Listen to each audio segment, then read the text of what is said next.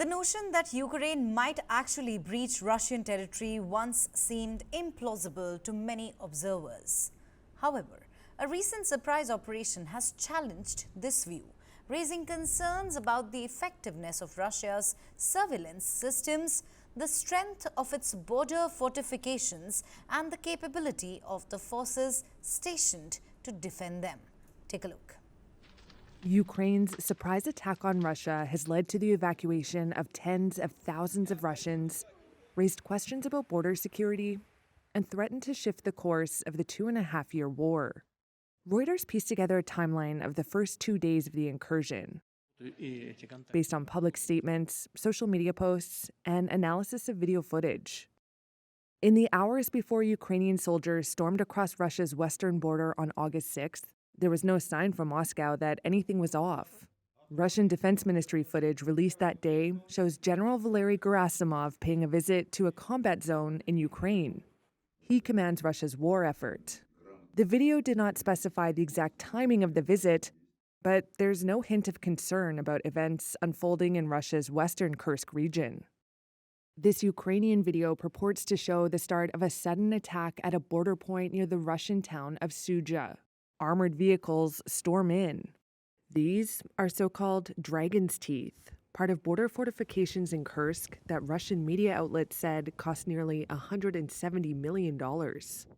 According to a post last year from an organization created by Ukrainian Special Operations Forces, nearly all of the Kursk border strongholds had been deserted. The post cited corruption as a factor. Regular Russian troops, FSB border forces, and the National Guard all share responsibility for defending the border. Brady Afric is a U.S. analyst that maps Russian defenses.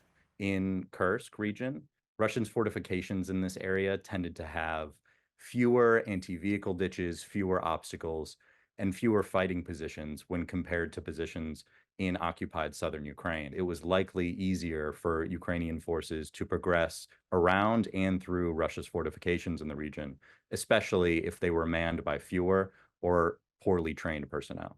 In Russia, panic is spreading. Videos obtained by Reuters show fighter jets flying overhead near Sudzha. In town, a man films damage to buildings. Alexei Smirnov is the acting regional governor in Kursk and has been in the job for only a few months. On social media, he tells people to take shelter and issues missile warnings. On a community channel, one commenter asks, "Where are the shelters in Sudzha?"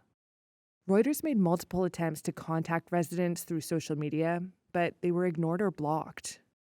For the first day of the incursion, Russian President Vladimir Putin remained silent. The first public remarks on Kursk came the next day, August 7th.